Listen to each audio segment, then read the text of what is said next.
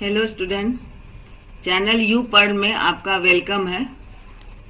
आज के इस वीडियो में हम लोग डिस्कस करेंगे सेल ऑर्गेनिल एंडोप्लाज्मिक रेटिकुलम। इससे पिछले वीडियो में न्यूक्लियस के बारे में हम लोग ने जाना और क्या है न्यूक्लियस का स्ट्रक्चर, फंक्शन, क्रोमोसोम एटसेट्रा। और आज का टॉपिक है endoplasmic reticulum. Endoplasmic reticulum discovered by Porter in 1945.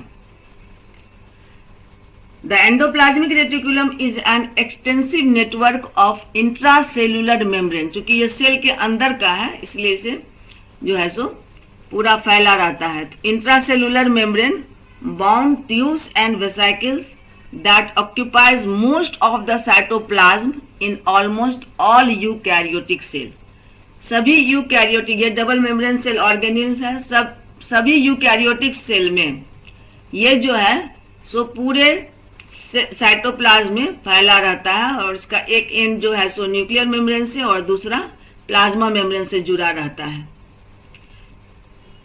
It's nature is similar to that of the plasma membrane. इसका नेचर भी जो है प्लाज्मा मेम्ब्रेन से मिलता है। At one end, endoplasmic reticulum is connected to the outer membrane of the nucleus। यानी कि nuclear membrane या न्यूक्लियर एनवेलप से एक एंड एंडोप्लाज्मिक रेटिकुलम का एक एंड उससे जुड़ा रहता है और दूसरा at the other end to the plasma membrane, दूसरा जो है सो प्लाज्मा मेम्ब्रेन से जो है सो जुड़ा रहता है। इसलिए ये जो है सो शेप देता है। एंडोप्लाज्मिक रेटिकुलम जो है सो सेल को शेप भी देता है और पूरा जो है उसका सरफेस एरिया बनाता है। Endoplasmic reticulum occurs in 3 forms. ये 3 फॉर्म में रहता है। Cisternae, that is closed fluid filled sacs. ये सैक लाइक स्ट्रक्चर है जिसमें कि फ्लूइड भरा रहता है, इसे सिस्टर्नी कहते हैं।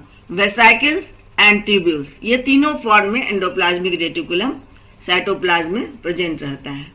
It is of 2 types. ये 2 तरह का होता है। रफ एंडोप्लाज्मिक रेटिकुलम, शॉर्ट में इसको कहते हैं RER। रफ एंडोप्लाज्मिक रेटिकुलम में राइबोसोम होता है, तो विथ राइबोसोम, ये राइबोसोम के साथ रहता है, इसके में राइबोसोम रहता है, इसलिए इसे रफ एंडोप्लाज्मिक रेटिकुलम भी कहते हैं। और इसका काम है फॉर प्रोटीन सिंथेसिस। राइबोसोम का मेन क्या है, राइबोसोम को साइट ऑफ प्रोटीन सिंथेसिस भी कहते हैं और ये प्रोटीन सिंथेसिस का काम करता है। ये कहाँ प्रेजेंट रहता है, ये साइटोप्लाज्म में near nucleus from nuclear envelope और मेम्ब्रेन। न्यूक्लियस के एरिया में, जो न्यूक्लियर इन्वेलप के एरिया में ये ज्यादा रहता है रफ एंडोप्लाज्मिक रेटिकुलम। और दूसरा टाइप है इसका स्मूथ एंडोप्लाज्मिक रेटिकुलम। ये इसको शॉर्ट में SER कहते हैं। SER मतलब स्मूथ, मतलब विदाउट। ये रफ इसलिए होता है कि राइबोसोम के कारण वो रफ उसका स्ट्रक्चर हो जाता है, स्मूथ नहीं रहता है, इसलिए उसको RER कहते हैं। और इसमें राइबोसोम नहीं होता है तो इसलिए इसको without ribosome, meant for lipid synthesis, जो कि लिपिड सिंथेसिस का काम करता है। ये कनेक्टेड रहता है प्लाज्मा मेम्ब्रेन से जो है सो। यही जो है RER और SER का मेन डिफरेंस भी हुआ। The endoplasmic reticulum is absent in red blood cells of mammal. ये मैमल के रेड ब्लड सेल्स यानी कि RBC में एंडोप्लाज्मिक रेटिकुलम एब्सेंट होता है। इससे पहले न्यूक्लियस में भी बताए थे कि सीव ट्यूब और RBC मैमल में जो है सो न्यूक्लियस नहीं होता है। अब हम लोग इसके फंक्शन के बारे में देखते हैं। These are the functions of endoplasmic reticulum. It increases the surface area and gives support. It forms a skeletal framework to the cell. जैसा कि आप जानते हैं कि प्लांट सेल में कोई स्केलेटल, प्लांट में कोई स्केलेटल सिस्टम नहीं होता है। 2 ही सिस्टम होता है, root system and shoot system. तो कुछ मैकेनिकल सपोर्ट और स्ट्रेंथ का काम जो है सो सेल वॉल करता है और एंडोप्लाज्मिक रेटिकुलम भी जो है सो स्केलेटल फ्रेमवर्क देता है, पूरा फैला रहता है, तो वो सपोर्ट भी देता है और स्ट्रेंथ भी देता है to the cell. Endoplasmic reticulum provides a pathway for the distribution of nuclear material from one cell to the another. ये ट्रांसपोर्ट और डिस्ट्रीब्यूशन का काम करता है, जो कि न्यूक्लियर मटेरियल जो है एक सेल से दूसरे सेल में के जाने का रास्ता देता है। It helps in the formation of cell plate and nuclear membrane. Division के समय सेल प्लेट बनाने में और न्यूक्लियर मेम्ब्रेन बनाने में ये जो है सो मदद करता है। It is associated with the synthesis. ये सिंथेसिस के काम से एसोसिएटेड है, जैसे कि synthesis, storage and transport of metabolic products. तीनों काम करता है, ये सिंथेसिस भी करता है, स्टोर भी करता है और ट्रांसपोर्ट भी करता है मेटाबॉलिक प्रोडक्ट्स, जो भी मेटाबॉलिक फंक्शन के लिए जरूरत होता है। Smooth endoplasmic reticulum an important role plays an important role in the biosynthesis of glycolipid, phospholipid and cholesterol। ये जो स्मूथ SER का इम्पॉर्टेंट रोल है बायोसिंथेसिस में, जो कि ग्लाइकोलिपिड का, फॉस्फोलिपिड का और कोलेस्ट्रॉल का ये सिंथेसिस करता है, सिंथेसिस भी करता है। Smooth endoplasmic reticulum synthesizes steroid hormones. ये स्टेरॉयड हार्मोन्स को सिंथेसाइज करता है, जैसे कि estrogen, testosterone and cortisol.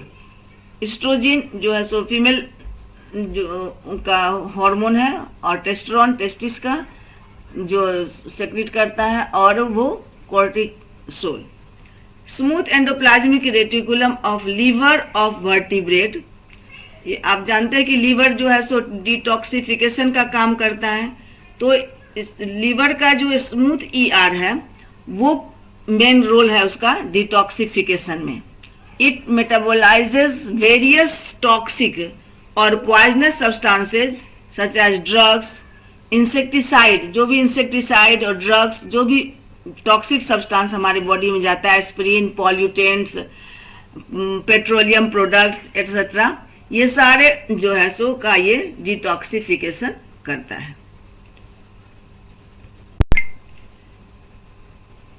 Enzymes are proteins. Chemically enzyme जो है वो प्रोटीन है। Any enzyme which is meant for the lysosome, जो लाइजोसोम से रिलेटेड है, is synthesized on the ribosome of RER। Rough endoplasmic reticulum पर जो राइबोसोम होते हैं उसी के द्वारा सिंथेसाइज किया जाता है। As for example hydrolytic enzyme of lysosome. Hydrolytic enzyme जो कि डाइजेस्टिव एंजाइम है लाइजोसोम का, तो वो जो है सो RER के द्वारा ही सिंथेसाइज किया जाता है। और यहाँ से from the rough ER this enzymatic protein is transported to Golgi apparatus, और फिर सिंथेसिस के बाद ये गोल्गी एपरेटस को जो है सो ट्रांसपोर्ट किया जाता है। नेक्स्ट फंक्शन है कि plasma membrane and the other cellular membrane, जो भी सेल मेम्ब्रेन है, are also form by ER यानी कि एंडोप्लाज्मिक रेटिकुलम। कोई भी मेम्ब्रेन जो है वो किसके द्वारा बनाया जाता है? एंडोप्लाज्मिक रेटिकुलम के द्वारा। Lipid molecules for cell membrane are formed and inserted into the smooth ER membrane by smooth endoplasmic reticulum itself. Smooth endoplasmic reticulum जो है सो लिपिड मॉलिक्यूल, सेल मेम्ब्रेन के लिए लिपिड मॉलिक्यूल का सिंथेसिस करता है, और फिर जो है वो इंसर्टेड होता है स्मूथ एंडोप्लाज्मिक रेटिकुलम मेम्ब्रेन। वो ये स्मूथ एंडोप्लाज्मिक रेटिकुलम खुद करता है। The protein molecules for cell membrane, और प्रोटीन मॉलिक्यूल्स जो सेल मेम्ब्रेन का है, are mostly synthesized and inserted into the membrane of RER। Rough endoplasmic reticulum जो है सो के द्वारा होता है। The formation of plasma membrane called membrane biogenesis, ये एक टर्म है, याद रखिएगा। What is membrane biogenesis? तो the formation of plasma membrane, plasma membrane का जो फॉर्मेशन होता है ये एक चेन में होता है। Involves the following organelles all forming so called endomembrane system. क्योंकि इसमें बहुत से जो है सो ऑर्गेनिल इन्वॉल्व होते हैं, सो इसे एंडोमेम्ब्रेन सिस्टम भी कहते हैं, और फॉर्मेशन ऑफ प्लाज्मा मेम्ब्रेन को कहते हैं membrane बायोजीनेसिस।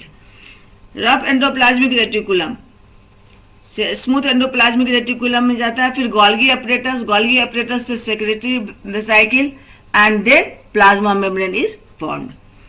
proteins which are synthesized by the cell and then are released into outer membrane, जो कि synthesize होता है सेल के द्वारा और फिर outer membrane में रिलीज होता है, are called secretory protein as like mucus, digestive enzyme, hormones as insulin, all are synthesized by RER.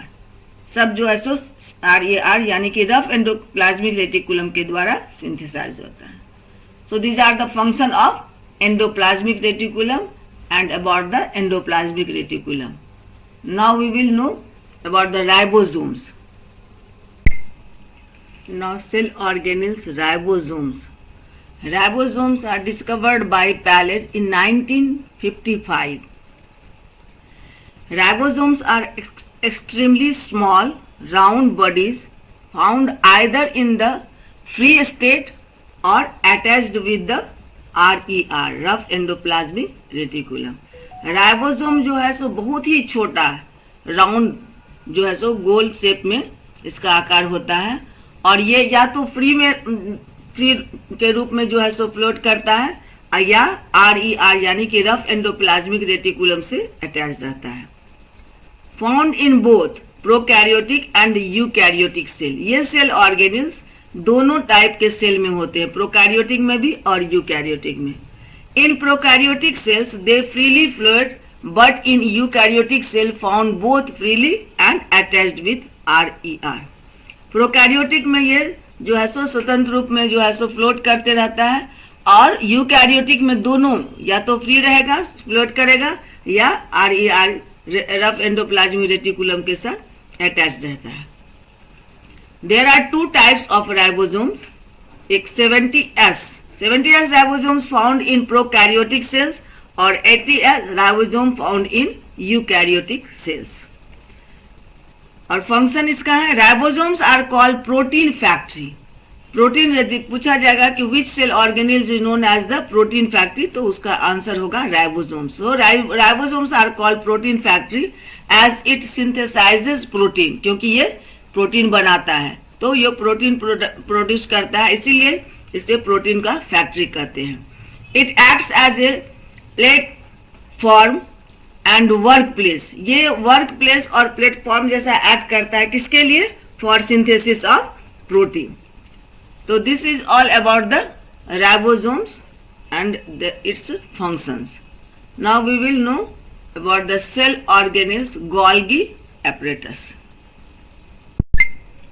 Golgi apparatus, also known as the Golgi bodies. Golgi apparatus is discovered by Camillo Golgi in 1891. कहीं कहीं पर ये 1898 भी दिया गया है तो उसको कंफ्यूज मत होइएगा. 91. Golgi apparatus is absent in prokaryotic cell. ये प्रोकैरियोटिक सेल में नहीं होता. इससे पहले आप लोग प्रोकैरियोटिक सेल और यूकैरियोटिक सेल के बारे में जानते हैं.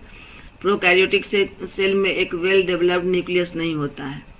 तो प्रोकैरियोटिक सेल में एग्जाम्पल हो गया बैक्टीरिया, साइनोबैक्टीरिया जिसे ब्लू ग्रीन एल्गी भी कहते हैं, mature sperm and red blood cells of mammal.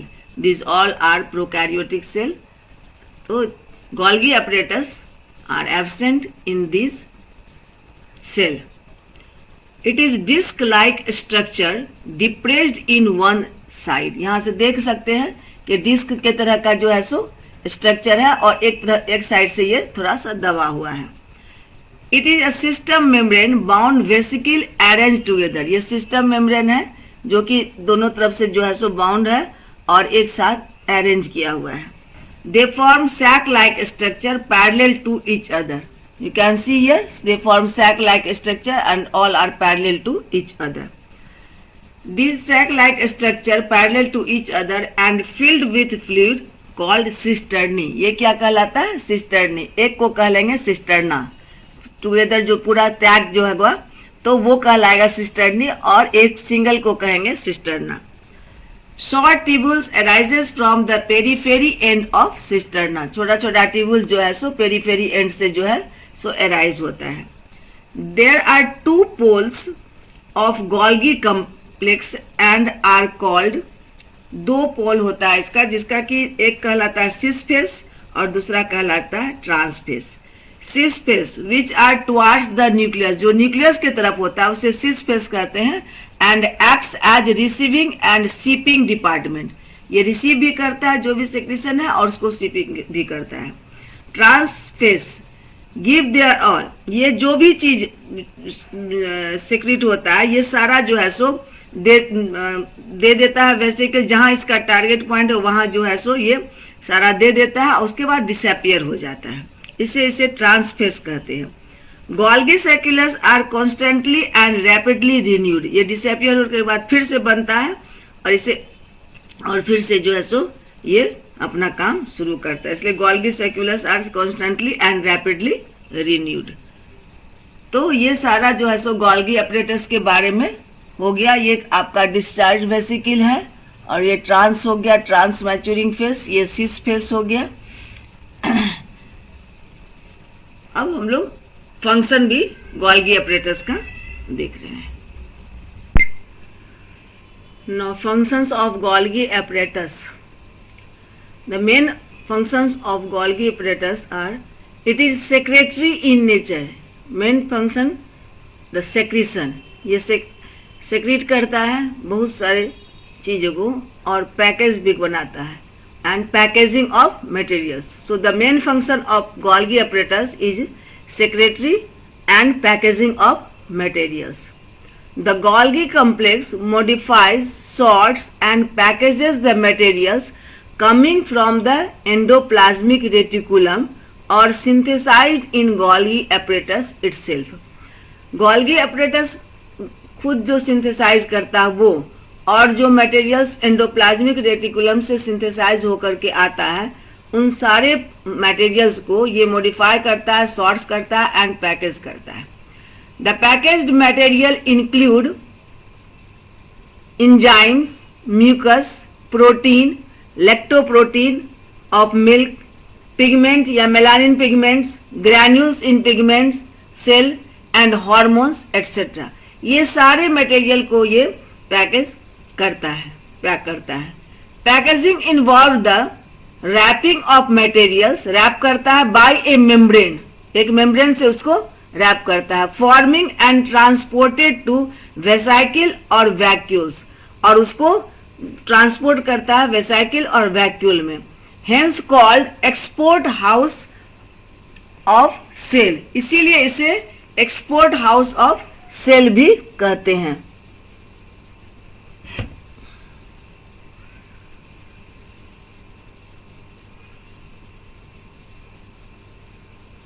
Export house of cell इसे कहते हैं।